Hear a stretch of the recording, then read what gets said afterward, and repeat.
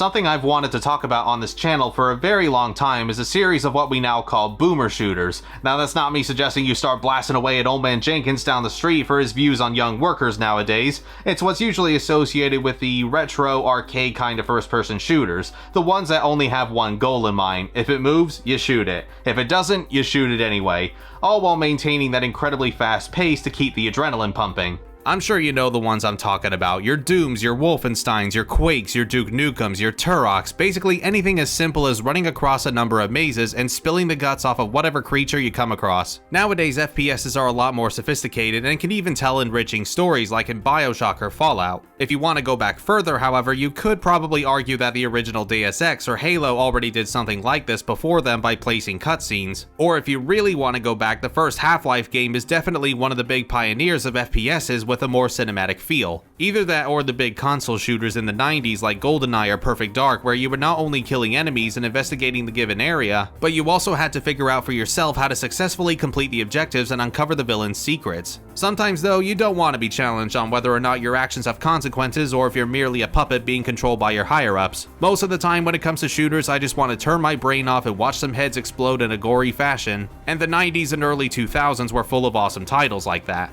I'm an absolute sucker for them. They're so simple in design yet intensely satisfying to play, but that mindset in of itself does unfortunately come with a few drawbacks. You know where I'm going with this, the Call of Duty franchise releasing the same repetitive experiences over and over again year after year with little to no changes. It bugs the hell out of me, and I'm sure it does with a lot of you as well. So why don't I have the same amount of passion with the COD games as I do with boomer shooters? Well, I think it mostly comes down to the developers' imaginations. Introducing new creatures to face, new guns to play with, and new mazes to explore instead of just following a simple objective marker every time and killing the same enemies with the same weapons who also use the same strategy of shooting at you before you shoot them. I know that's also what the Wolfenstein games do a lot of, but even Wolfenstein 3D let you fight Hitler in a mech suit is something different. id Software is a very good example of how to do boomer shooters right. I have a massive amount of respect for these guys and what they managed to accomplish during the era of gaming where first-person shooters weren't even an established genre yet. And you'd think I maybe discussed the Doom series as my first set of boomer shooters on this channel, but to my surprise, Some Call Me Johnny beat me to it less than a year ago. I dare say if you watch me, then you most likely watch him, so I didn't want to seem like I was copying Johnny. The franchise I'll actually be covering today is Serious Sam, which probably makes more sense for me because I actually grew up with these games unlike Doom. Sam I am.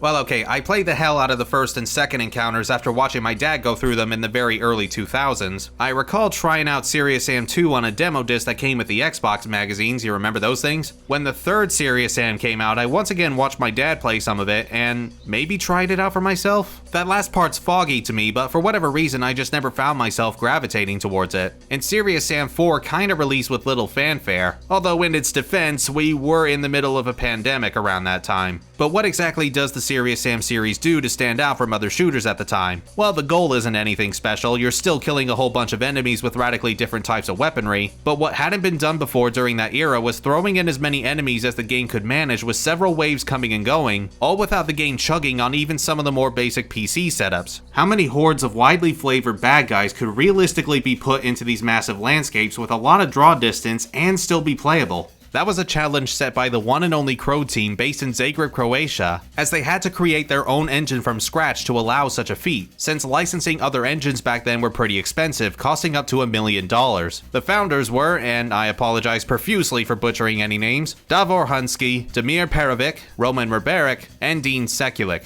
Before Serious Sam, Croteam previously worked on 3 games for the Amiga, that being Football Glory in 1994, Say the Earth in 1995, and Five-A-Side Soccer in 1996. Very soccer focused as you can tell, but by the time Five-A-Side Soccer was released, the Amiga had discontinued, so Croteam had to move on to PCs and shift their focus to the first encounter, with only Davor Hunsky and Roman Rebarek being the designers, along with another Davor Tomashik. Like a lot of old school shooters, the team mostly consisted of then university students glued onto their computers, and obviously spending $1 million to purchase an already existing engine isn't exactly affordable when they haven't even graduated yet. Try doing that nowadays with a living crisis and inflation.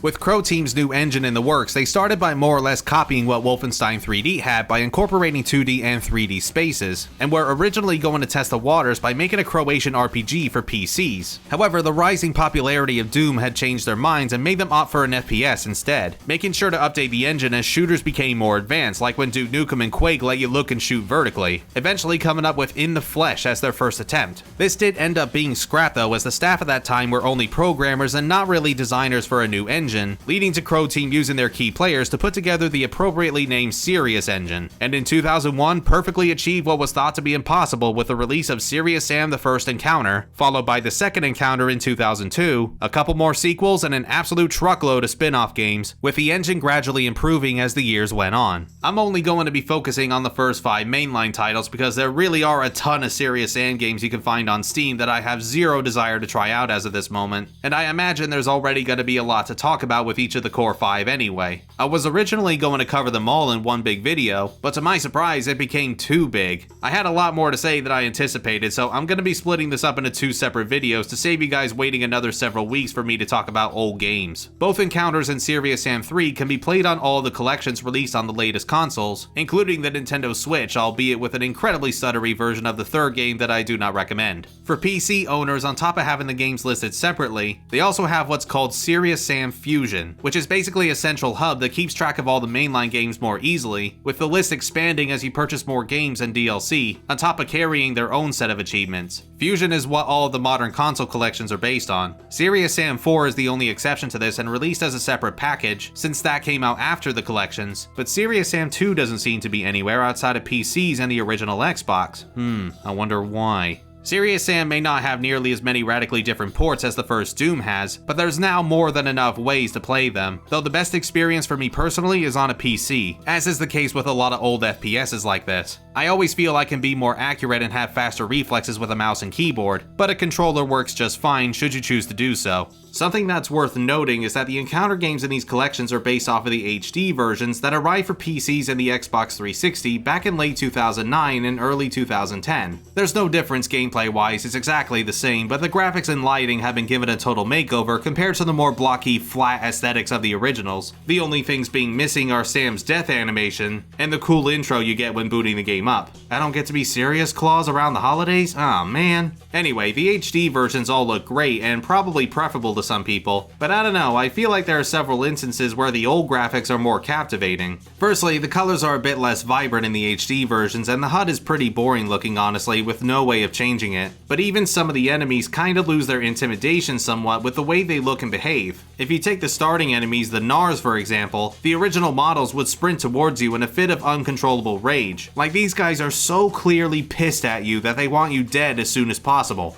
The HD models, on the other hand, now make them do this sorta casual jog that's not quite as threatening. The clear skeletons are another good example. These things used to terrify the hell out of me when I was younger because of those blank and lifeless stares they have. Nothing would make my pants feel heavier than mowing down enemies like I've always done, only to suddenly find these assholes right in my goddamn face like they're about to consume my soul. Unfortunately, this is where the HD versions kinda downgrade the clears in my opinion by now giving them actual personality with their skulls, and the expressions look a little goofy to me honestly. They're just now like, duh. Are these petty problems? Yeah, possibly, but the originals are still available on Steam and GOG if I want to return to the old graphics that I remember so fondly, although they've not been properly optimized for modern hardware. At least not officially by Croteam. Thanks to an amazing dedicated group of fans known as Alligator Pit, and with approval by Croteam themselves, Steam offers what's known as Serious Sam Classics Revolution that takes both Encounter games and restores their original models and environments at a much sharper resolution and proper widescreen. In addition to having exclusive achievements, you can also change the HUD to whatever style you prefer between the old, new, and even different, like the one in the next Encounter, a spin-off title. What's also amazing about this package is that Alligator Pit have created an entirely new campaign for people to play called Bright Island, which as of right now I've only played about half an hour of, but it was pretty well put together from what I did experience, and they actually got the voice of Serious Sam, John J. Dick, to record some new lines for them. I'm the new Buffalo Bill.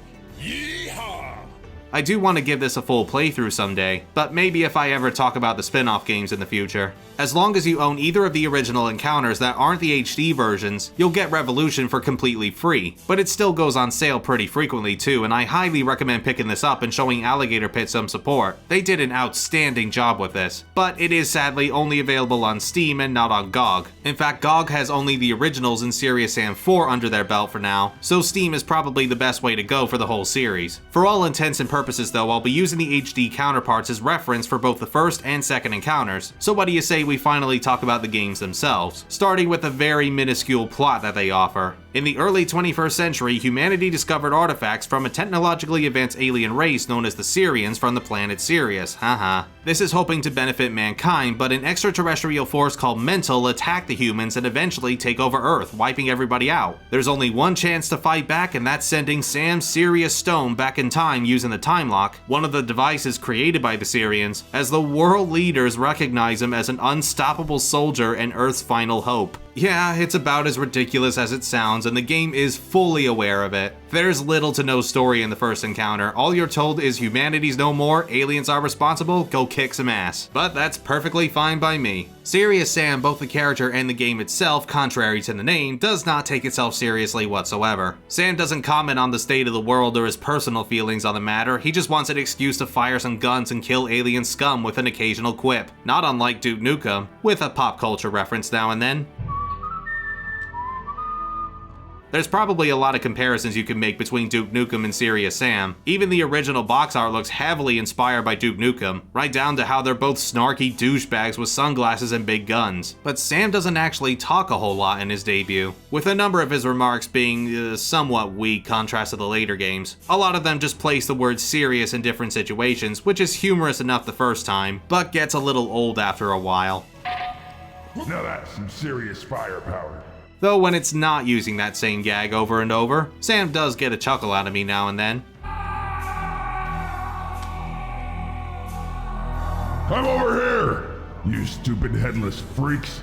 The closest you'll get to any sort of lore is Sam's AI partner, the neutronically implanted Combat Situation Analyzer, or Natrixa for short. She shares all sorts of information about the area you're heading into and has almost the same sense of humor Sam does. Kinda concerning when you think about how no one's able to enjoy Sam's jokes, except for an AI that probably doesn't even understand the joke in the first place. It's kinda sad actually. Anyway, it's all flavor text at the end of the day, and I likely won't read that deep into it, but it's harmless. The charm of the series is present right away in this first outing, but that's small potatoes compared to the main aspect of Sirius Sam, the shooting. It's as fast-paced and energetic as other FPSs around this time, and despite the large open landscapes, you still move pretty friggin' fast for one dude. It's nonsensical, but it's a hell of a lot of fun to weave in and out of enemy line of fire so smoothly and simultaneously blast them to Kingdom Come. As promised, the game also perfectly handles putting in tons and tons of enemies on screen at once without any hiccups whatsoever. Now obviously this isn't that impressive by modern standards, and PC setups have come a long way since 2001, but battles are still very intense as bad guys of all varieties spawn in to try and stop you. The first few sections are easy enough to get a handle on with nothing but the Gnars I mentioned earlier, and the beheaded goons of various types that can be killed with only a couple of pistol shots or one shotgun blast if you're good for ammo. Not far into the journey, however, you come into rooms introducing more enemies to the table, only giving you one or two to get a feel of their behaviors, but they do still pose a threat nonetheless. I already talked about the clears that, as well as getting up close and personal, like to throw balls and chains at you from a distance. There's the Syrian werebulls who manage to be in even more of a bad mood than the Gnars and appropriately act similar to a real bull. Look at those red eyes, man, that is one angry bull.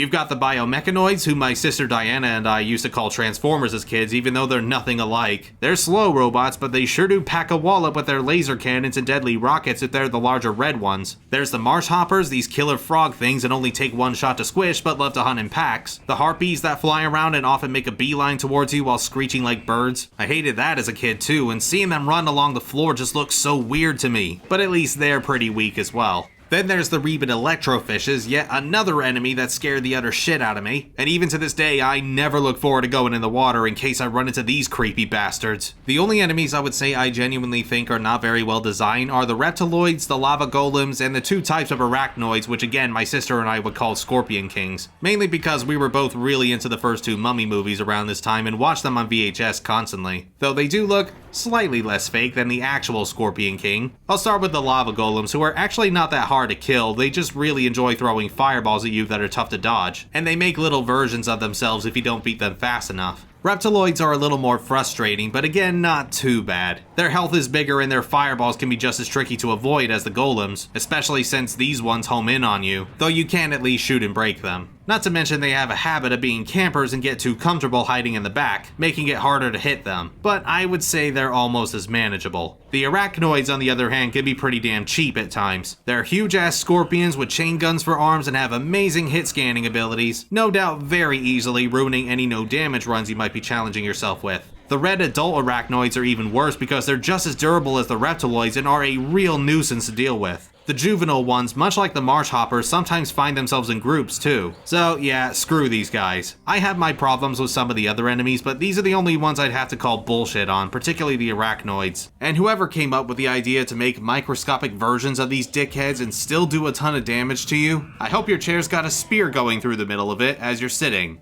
You know what though, none of these bad guys even come close when compared to perhaps the most iconic of them all, the beheaded kamikazes. Everything's in the name. They have a bomb on each hand and will have no problem sacrificing themselves to try and blow you up, causing major damage. But despite having no heads, they're somehow capable of screaming at the top of their still working lungs to make sure you know they're coming.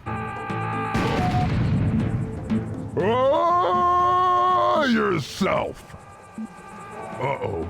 If there's one thing I really do admire about this game, and the second encounter for, it's the sound design, which was also done by Roman Reberic. He's actually the one who recreated the infamous kamikaze scream from a stock sound effect. It used to be that they would shout "Banzai," but it got changed to a generic shout in case Croteam would be working with Japanese partners, and, well, for obvious reasons they wanted to keep on good terms. Still though, you know you've done a fantastic job with the sound bites when you can identify what enemy is heading your way without even looking at them. The noises the enemies make will stick with me for the rest of my life. Whether it's the whirring machinery of the biomechs, the continuous galloping of the clears, the cries of the arachnoids, or the sound of the earth shaking while the werebulls roar and charge at you. Nothing induces such panic, however, than when the kamikazes show up. You hear them far in the distance, but you can't see where they are, and meanwhile those screams are getting louder and louder as they get closer until suddenly they're right in front of you and bam, it's too late. But still, absolutely well done to Mr. Reberic. The sounds from the guns themselves are also very satisfying, each one having a distinct pop to them that really makes you feel like a total badass. And your actual arsenal of weapons for the most part is fairly standard for an old FPS. You begin with only a couple of pistols to get you warmed up, but it doesn't take long at all to ditch them for the shotgun and do a little more damage with less rate of fire, which then gets even better once you acquire the double-barreled shotgun for double the fun. Okay, so you do also start off with a knife the whole time, but seriously, does anybody even use this thing for a game like this? After the shotguns comes the Tommy gun. This is a great weapon to have early on to get some easy kills, and it's the most optimal way to wipe out hordes of marsh hoppers. Heck, might even be useful against an army of kamikazes. You later get a rocket launcher that fires slow missiles but causes big explosive damage. You acquire the grenade launcher afterwards, which isn't as powerful as the rocket launcher, has a bit of an arc and requires a little wind up to use, but the grenades do travel faster as a result. One of my personal favorite weapons is the chain gun. It chews more machine gun ammo than the Tommy does, but it is so good at clearing rows of bad guys. You get a laser gun later on that's almost as painful, though ammo for it's a little harder to come by. However, the strongest tool in the game has to be the cannon, Serious Sam's BFG. A literal cannon straight out of a pirate ship that shoots large cannonballs and like the grenade launcher needs a charge up, but it utterly destroys monsters that can even pass through weaker enemies to kill any behind them. It's one of the most insanely cool weapons I've used in any first-person shooter. With how big these armies often are in Serious Sam games, it can appear rather overwhelming if you're not used to old-school shooters like this. However, there's almost a sense of strategy to each arena, choosing which group of baddies to prioritize and what the best weapon is to use on them. All of them not even needing reloading except for the pistols. The rocket and grenade launchers, for instance, are good at dealing with the biomechs, and a double-barreled shotgun to a clear at a close enough range kills them instantly. You'll be spending a lot of your playtime just running backwards as a way of surviving most encounters, pardon the pun. There's a good reason one of the spin-offs for this series is called I Hate Running Backwards, cause that S key's gonna be held down for a long while. And in the brief downtime between all of these firefights, you'll be taking a moment to explore the environments and maybe find a secret with more health, ammo, and armor to reduce damage. There are even 2 entire levels that are secrets called the Moon Mountains and the Sacred Yards, the former of which can be found by shooting a rocket at some rocks at the end of Valley of the Kings, and the latter being discovered by simply going through the left door before you finish the Thieves' Luxor stage. Some of the more obscure secrets can lead to some funny or interesting outcomes if you search hard enough, and the HD versions of the encounter games have more of them to boot. There are occasions when the stage has you check out branching pathways as a means of collecting objects needed for progression, but that's about as non-linear as the Serious Sam games usually get. Most of the time it's fairly straightforward, unlike a number of other boomer shooters. Just be careful when picking items though, because this borrows from the Doom school of FPSs where 9 times out of 10, there's no such thing as free pickups, and more often than not an enemy will turn up and ambush you after collecting a particular one. Sometimes it's pretty obvious if it's going to happen, like a health item that restores 1 HP and nothing else around it. But other times you're just going about your business, restoring supplies, only to waste some of it anyway to an enemy that pops out of nowhere. It does give a risk versus reward sort of mechanic to it, but it can also be fairly stressful at points when you just want to take a breather for a minute and the game won't let you. Not surprisingly, given that the appeal of Serious Sam is defeating waves and waves of enemies, this does lead to an overall challenging game. Some parts are easier than others, but it's almost guaranteed that you're going to die at least a few times. I'm not sure if I'll ever be brave enough to tackle the serious difficulty, the toughest this series usually offers. I get the feeling it would be more unfair than fun, especially when it comes to Metropolis. This is without question the hardest level in the first encounter, and it all comes down to 2 things. Clear alley where they throw,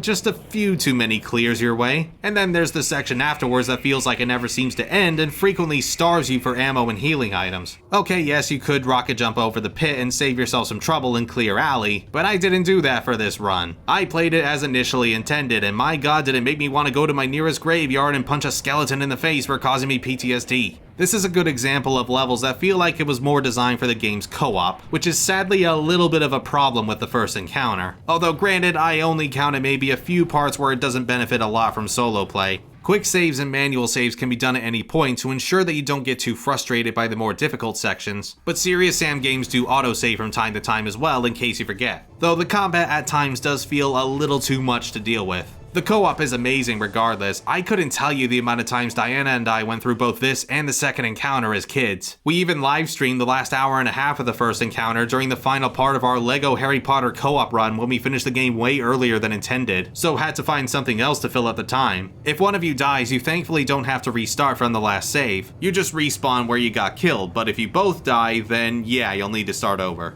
If you can find somebody to play these games with you, then definitely do so, because these have left me with a ton of great memories, including cheesing our way through a couple of sections by standing on top of each other. The climax of the first encounter is one hell of a gauntlet. Every enemy the game has introduced to you is here and accounted for except for the Electrofish, and all the while you got this huge alien warlord who goes by Zon the Third, or as his name's spelt, Zon the Third, acting as this game's final boss. There's actually not been that much in terms of boss fights beforehand, so this is a welcome change to the usual array of foes. He's a complete bullet sponge and he'll regenerate every time you get his health low, so you're supposed to know to walk through the door behind him, which I think could have been made a little more clear, honestly. Then in the second phase, you can actually take Zon down, but you have to jump on these electrical thingies to activate a laser, and then lure him into the center so that the giant laser can finish the job. It's a long-ass battle and a tad frustrating, but it feels damn triumphant when you beat him. The game ends with Sam heading straight into the Syrian mothership that sent the laser, with Sam essentially letting Mental know that he's on his way to bring on the pain. That is the first encounter, and as the first game in the series, I think it still does hold up tremendously and remains my second favorite in the lineup. It's got really great pacing, the guns are a hell of a lot of fun to use, the enemies are memorable, and I say again, the sound design kicks ass. Though I haven't mentioned the music yet, done by composer Damian Mravinac,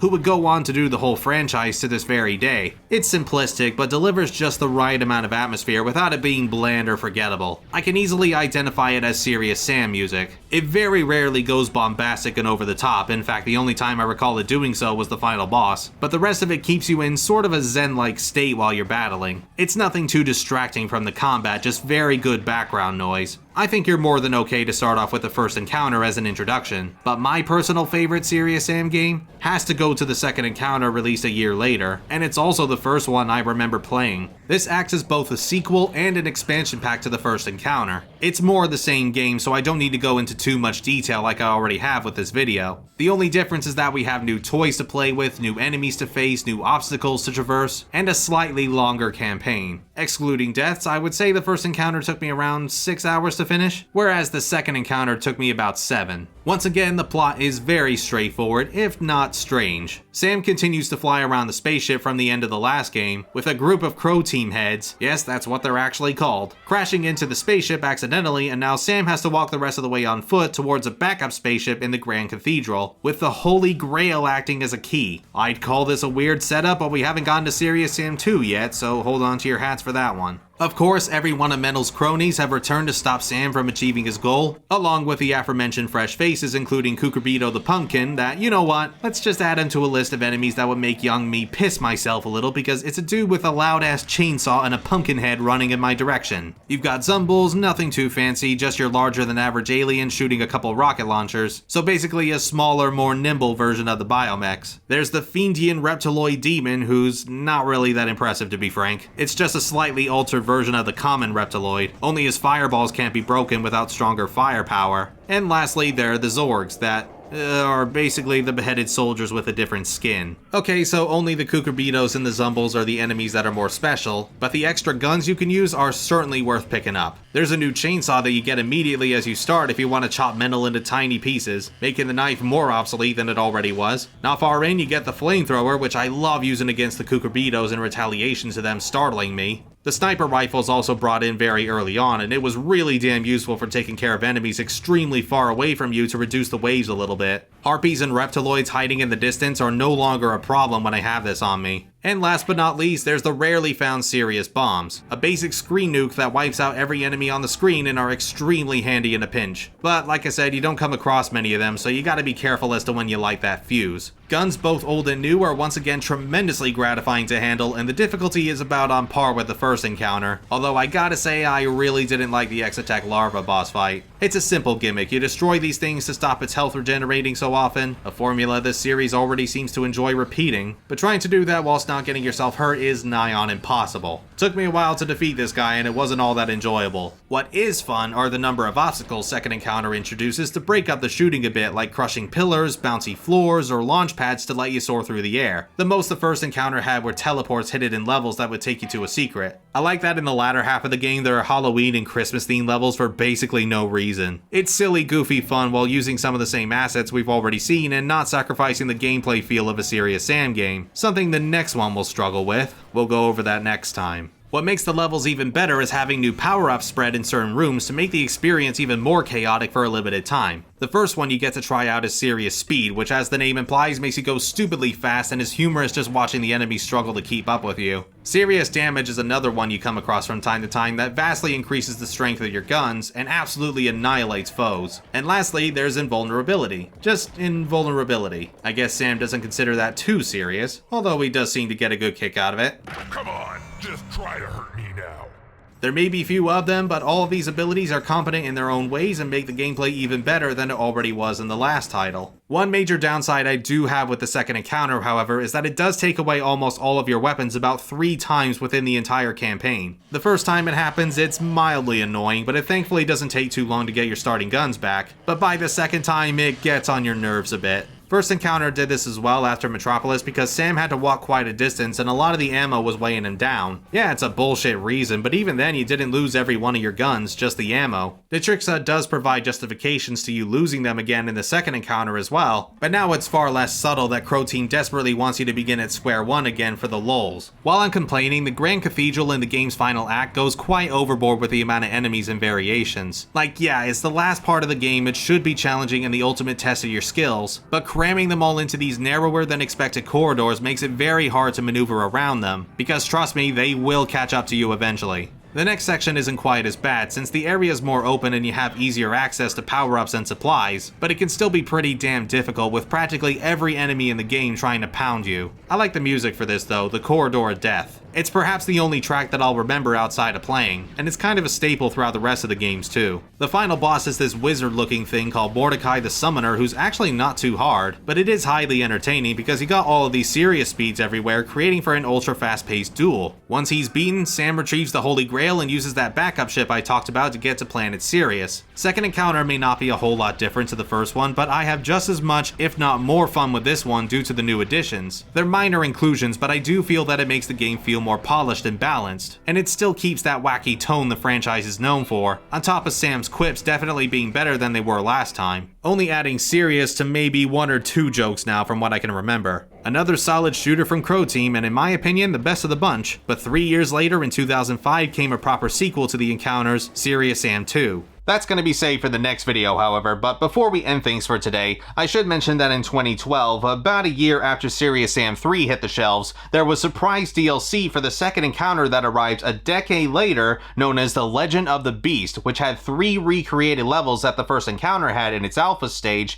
and never saw the light of day until now. The console collections already have this included by default, but PC owners are going to have to shell out a few more bucks on Steam if you want to try it, and boy does it sure feel like an alpha game. Firstly, you start off with a measly 30 health out of 100, so you're gonna have to be very careful about going in too quickly and getting yourself hurt. What is this, the original Metroid? Secondly, the only weapons you currently have are the pistols. Oh, excuse me, I mean pistol. You have to find the other one and use it to take down several arachnoids. Yeah, try imagining how that goes. There may be very few stages to travel through, but be prepared for some of the most punishing Serious Sam levels you'll ever face. The setting of this DLC is pretty weird too. It's clearly Egypt from the first encounter, but enemies like Zumbles are still present that are once again tricky to face with such a small arsenal. Sure, you get the shotgun this time, but the rate of fire is not exactly quick either. That's possibly the biggest issue with The Legend of the Beast. The balancing is downright unfair on a number of occasions. Reducing health and armor pickups are bad enough to begin with, but this DLC is also pretty scarce with ammo, forcing you to go back to using the pistols in desperation or, God forbid, the knife. You're expected to face some pretty resilient enemies with so little to work with. If it's not the abundance of arachnoids at the start, it's a reptiloid or an entire room full of biomechs. The last level's probably the best of the 3, but that's really not saying much. And this so-called legendary beast is a Knum, an already established enemy in Serious Sam 3. Only this one has to be taken down by pressing switches on the wall and, like Uxon in the first encounter, baiting it into the middle so that it can be hit with a devastating laser. After that, Sam just walks down this corridor and that's it. No credits, no special thanks, nothing. It simply stops. I cleared the whole thing in about 2 hours, and I don't think it's absolutely awful like some people say it is, but it's definitely not worth playing right this second, unless you want to complete your Serious Sam collection. This is very low priority for me if I'm ever in the mood to play Serious Sam again. It feels unfinished, and it basically is given that it's adapting from an alpha build, and some parts are too cheap to be enjoyable. PC users, get it if you must, but best to wait for a price drop.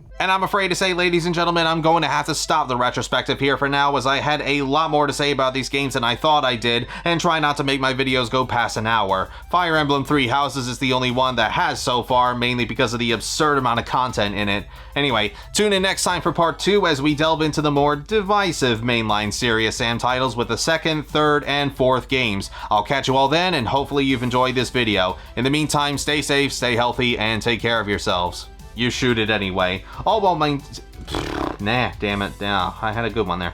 You know what though? None of these bad guys even come close when compared to perhaps the most iconic of them all, the But about a year after Serious Sam 3 hit the shelves,